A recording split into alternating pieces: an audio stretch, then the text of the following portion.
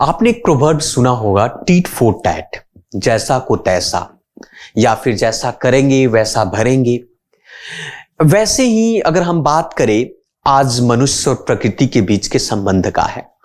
आज मनुष्य जो है प्रकृति के अगेंस्ट या प्रकृति के खिलाफ ऐसे कार्य कर रहे हैं जिसके कारण से प्रकृति मजबूर हो गई है कि उस प्रकृति का प्रकोप आज मानवों पर देखने को मिल रहा है।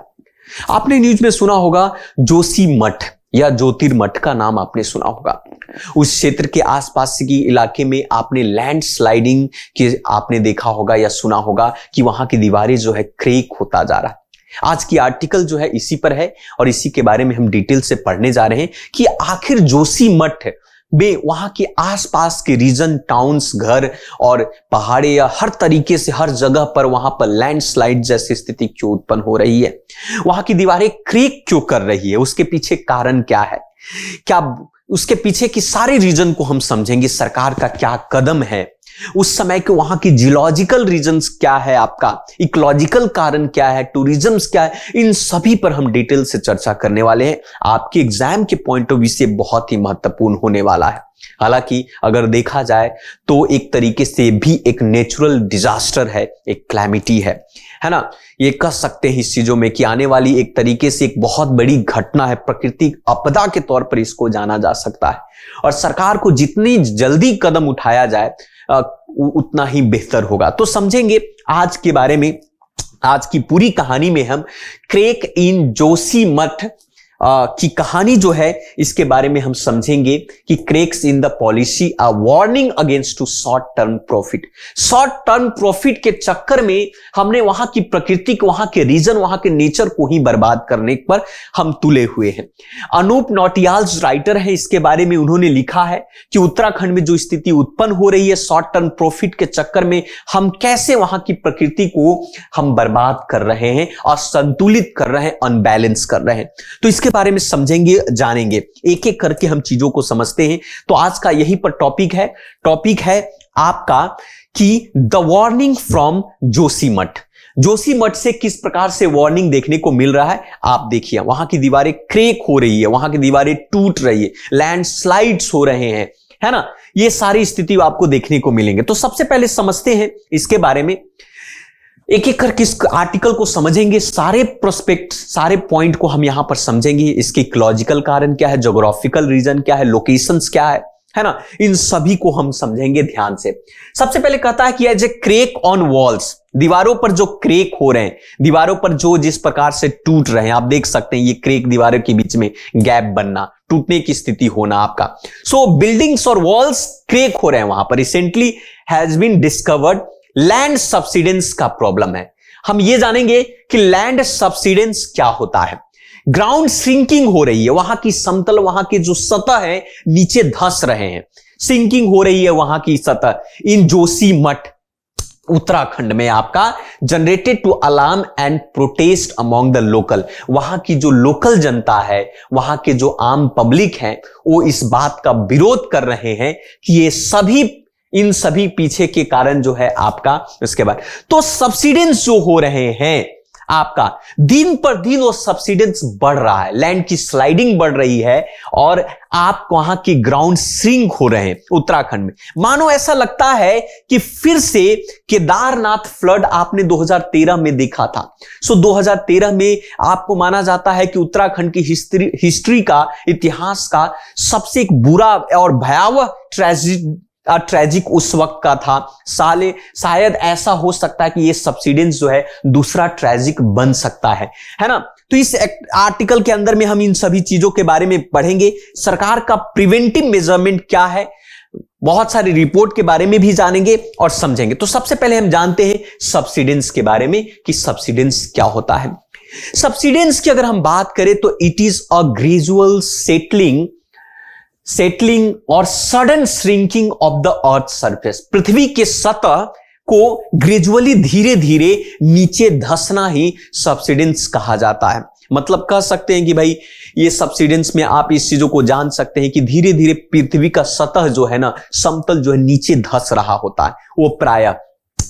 इसके कई कारण हैं, धंसने के पीछे के कई कारण हैं। एक कारण तो यह हो सकता है कि आप जो है ग्राउंड में आपने वहां से water, oil, natural gases, minerals, resources, अगर इन सभी को ग्राउंड से अगर बाहर निकालते हैं, है ना, या तो पंपिंग के माध्यम से, फ्रैंकिंग के माध्यम से, माइनिंग एक्टिविटी के माध्यम से, तो अंदर का सतह जो है खोखला हो जाता है और क्रस्ट कमजोर होने के कारण जो है ऊपर का क्रस्ट, ऊपर की जो सतह वो नीचे की ओर धंस जाता है। ऐसी स्थिति को हम सडन श्रिंकिंग कहते हैं। तो ये अत्यधिक माइनिंग के कारण हो सकता है। नेचुरल गैस आप निकाल कर आपने खाली कर दिया, श्रिंकिंग होगा आपका, है ना। So it can also be cause of to natural events. आप इसको नेचुरल इवेंट्स और डिजास्टर के तौर पर मान सकते हैं, जैसा कि आप अर्थक्वेक को मानते हैं, सॉइल आपका कॉम्पैक्शंस को मानते हैं, ग्लेशियल आइसोस्टैटिक होता है उसको, एडजस्टमेंट को, इरोजन्स, आपका सिंक होल फॉर्मेशन, इन सभी को हम नेचुरल इवेंट के तौर पर मानते हैं।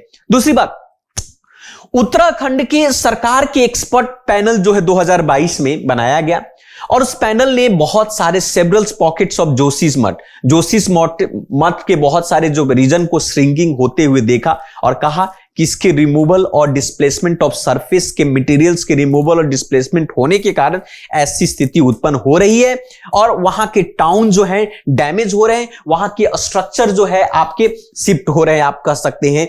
तो इसके पीछे अब सवाल यह है, ये सब चीज तो इस रिपोर्ट में कहा गया, सबसे पहले एक्चुअल में जो वास्तविक रूप से जो करेक्ट रीजन के बारे में हम जानेंगे। सबसे पहले कि रीजन बिहाइंड टू रीजन, जो जोशी मठ में जो कैटास्ट्रॉफिक या डिजास्टर हुआ है उसके पीछे रीजन क्या है। तो पहला रीजन हम लोकेशन के बारे में जानेंगे।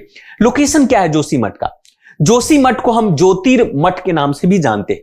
एक तरीके से आपको पता है कि भाई चमोली डिस्ट्रिक्ट जो है उत्तराखंड का, भारतीय स्टेट के उत्तराखंड का चमोली डिस्ट्रिक्ट का एक हिली टाउन है। एक तरीके से कह सकते हैं कि भाई पहाड़ी इलाका वाला है ना, घाटी वाला टाउन शहर है ना। कहां लोकेटेड है आपका? Rishikesh Badrinath national highway NH7 के बीच में ये लोकेटेड है और 6150 फीट जो है समतल से इसकी हाइट है, समुद्र तल से, मतलब 1875 मीटर इसकी हाइट पर ऊपर है। दूसरी बात, ये तो पहला लोकेशन हुआ।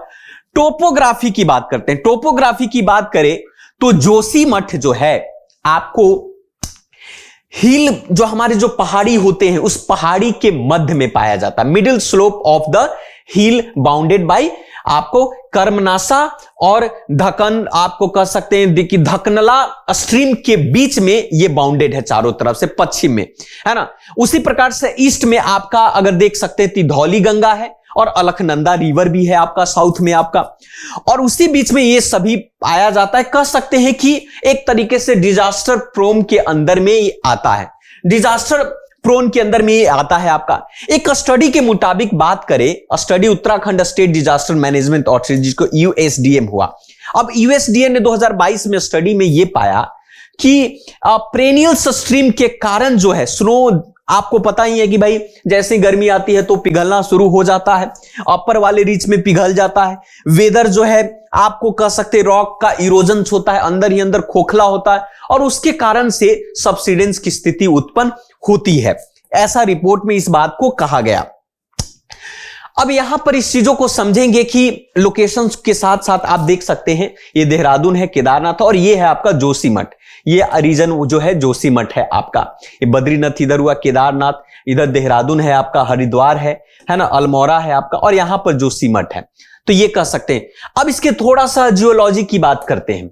जियोलॉजी में एक मिश्रा कमेटी बनाया गया था। मिश्रा कमेटी का रिपोर्ट 1976 में जोशी मठ को लेकर कि जोशी मठ जो बना हुआ है वो आपको फर्जाइल माउंटेन स्लोप पर बना हुआ है और यहां पर बहुत सारे सैंड और स्टोन का डिपॉजिट है, आप कह सकते हैं, है ना।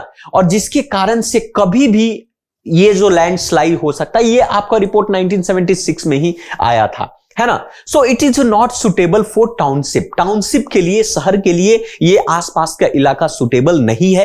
तो ये पहले से इस रिपोर्ट में बात कही गई थी। लेकिन आप जिस तरीके से ये टाउन की बात कर रहे हो, और ये टाउन जो है जोन 5 के सेस्मिक जोनल मैप में आता है, मतलब अर्थक्वेक को एक तरीके से कह सकते हैं सेस्मिक के में बांट दिया गया, सेस्मिक आपका अर्थक्वेक, है ना। तो उस मैप में आता है, जो कि बहुत खतरनाक है, कभी भी अर्थक्वेक की स्थिति उत्पन्न हो सकती है ना। इसीलिए ये इलाका जो है टाउन वाला इलाका नहीं है। यहां पर टेक्टोनिक एक्टिविटी के कारण ऐसी कई डिजास्टर जैसी स्थिति उत्पन्न हो सकता है। यह बात उस रिपोर्ट में उस वक्त कहा गया था। लेकिन जिस प्रकार से वहां का टूरिज्म है, जिस प्रकार से चीजें चल रही है, उसके कारण से और भी स्थिति उत्पन्न हो गई। दूसरा कारण कहा गया उस रीजन में अनप्लान्ड डेवलपमेंट। वहां का जो डेवलपमेंट है, वहां का जो विकास है, वो प्लानिंग के बेस के आधार पर नहीं है, अनप्लान्ड है। आपका है, जिसको जहां पर मन हुआ वहां पर अपना दुकान खोल लिया, जिसको जहां पर बिल्डिंग बनाना हुआ वो बना दिया, मतलब अनप्लान्ड डेवलपमेंट। तो यूएसडी एम का रिपोर्ट सर्वे में 2022 में कहा गया कि अनप्लान्ड डेवलपमेंट एक्टिविटी के कारण without due to regarding of bearing capacity, मतलब कि आपको पता है कि ये आसपास का इलाका कमजोर है, वहां पर आप नए नए बड़े बड़े कंस्ट्रक्शन कर रहे हो, एरिया को तोड़ रहे हो, मतलब प्लानिंग के विदाउट बिना मेजरमेंट का, तो ऐसी स्थिति तो उत्पन्न होगी ही, है ना। तो ये चीजें लेयर अपॉन लेयर आपका न्यू कंस्ट्रक्शन की बात कर रहे हैं, ठीक है। अर्बनाइजेशन बहुत तेजी से हो रही है, डिफॉरेस्टेशन हो रहा है आपका, है ना, फाउंडेशंस कमजोर होता जा रहा है, फर्जाइल एरिया है, जिसके कारण से ये आपको डिजास्टर हो रहा है। इन प्रॉपर वाटर ड्रेनेज, वहां पर जो पानी का ड्रेनेज, जो पानी की बहाव है, ड्रेनेज है, वो इनप्रॉपर है। कहने का मतलब सही नहीं है। क्यों नहीं सही है भाई? यूएसडीएम ने अपना रिपोर्ट में यह कहा कि इनएडिक्वेट ड्रेनेज और वाटर वेस्ट जो वाटर होते हैं, डिस्पोजल सिस्टम जो आपका जोशीमठ का है ना, वो ग्राउंड सब्सिडेंस का एक कारण वो भी हो सकता है, क्योंकि अब ड्रेनेज प्रॉपर नहीं है तो कहीं पर भी पानी का जमाव हो गया, कहीं की भूमि जो है एक तरीके से कमजोर हो गई है, आपका सोख लिया वाटर को और पूरी भूमि को नीचे की ओर धसा देती है। तो पहला तो यह कि सरफेस एंथ्रोपोजेनिक एक्टिविटी के कारण जो है नेचुरल वाटर फ्लो रुक जाता है। पोरस क्रिस्टल रॉक है, पानी सोख लिया वो रॉक, और जैसे ही खोखला हो गया उसके बाद सरफेस नीचे चला जाएगा आपका।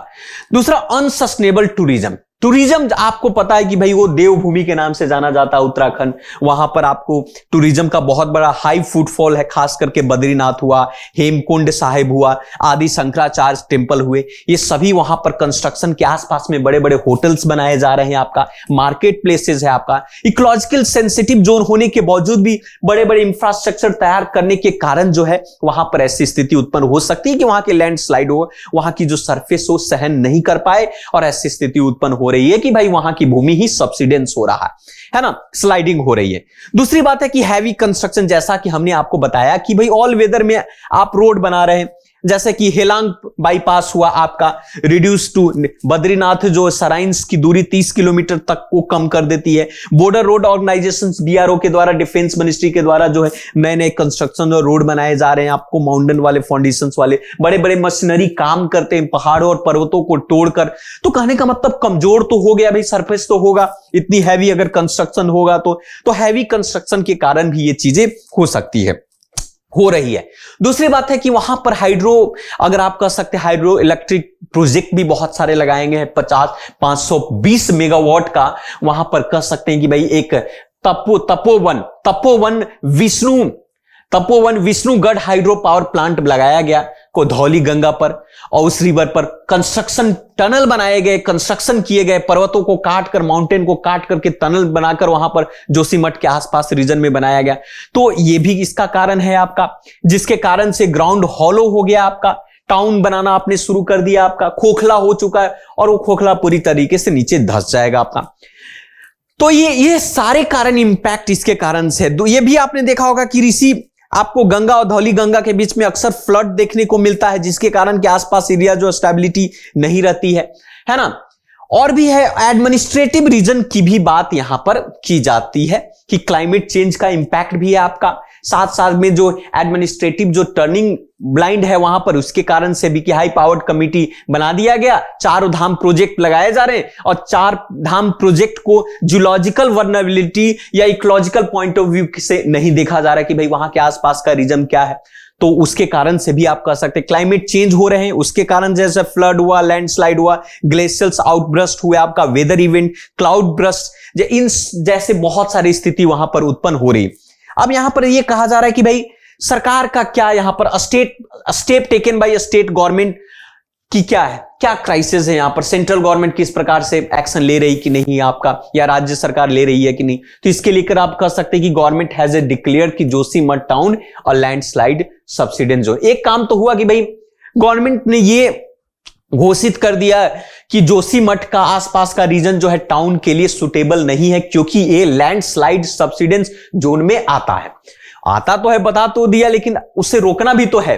तो इसलिए कंस्ट्रक्शन ऑफ एनटीपीसी जो है आपका, एनटीपीसी का construction, national thermal power plant, hydro power plant और आपका Helang bypass has been to stop till further to order of technical resources from the. तो ये कहा गया कि ये जितने भी हैं जोशीमठ के आसपास के रीजन में बड़े बड़े जो कंस्ट्रक्शन और बड़े बड़े प्रोग्राम जो चलाए जा रहे हैं उसको रोकना होगा। खास करके एनटीपीसी का जो कंस्ट्रक्शन, हाइड्रो पावर प्लांट जो चल रहा है, हेलिंग बाईपास जो बनाए जा रहे हैं उनके। दूसरा बात, इवैक्यूएशन प्लान की बात कही गई है कि वहां पर उस रीजन सरकार का ऑर्डर है कि 4000 आपको prefabricated homes to help to the residents of Joshimath के आसपास के रीजन वाले को लोग खाली करवाया जाए और उनके लिए घर मुहैया करवाया जाए। ये भी सरकार का। Government also planning to set two microseismic observation system Joshimath में लगाने की बात कर रही है, ताकि कभी भी ऐसी स्थिति उत्पन्न हो, ड्वेलिंग्स, इंफ्रास्ट्रक्चर, इन सभी चीजों से तो कह सकते हैं कि सरकार इस तरीके की कदम उठाने की बात कर रही है, लेकिन अभी पूर्णतः संपूर्णतः ये चीजें नहीं है। तो ये बहुत खतरनाक है और गवर्नमेंट सेंट्रल को ध्यान देने की आवश्यकता है। जल्दी से जल्दी भाई इवैक्यूएट करे वहां पर, वहां की स्थिति को नॉर्मल करे प्रकृति के। तो आप समझ ही रहे हैं कि भाई खिलाफ है ये चीज। सोचना चाहिए गवर्नमेंट को भी, सर्वे लाइटली लेने की आवश्यकता नहीं है। तो ये है जोशीमठ से संबंधित जो कि हमने आपको बताया। यही है आज के लिए, इतना ही रखते हैं। Thank you very much. मिलते हैं फिर से दूसरे वीडियो में।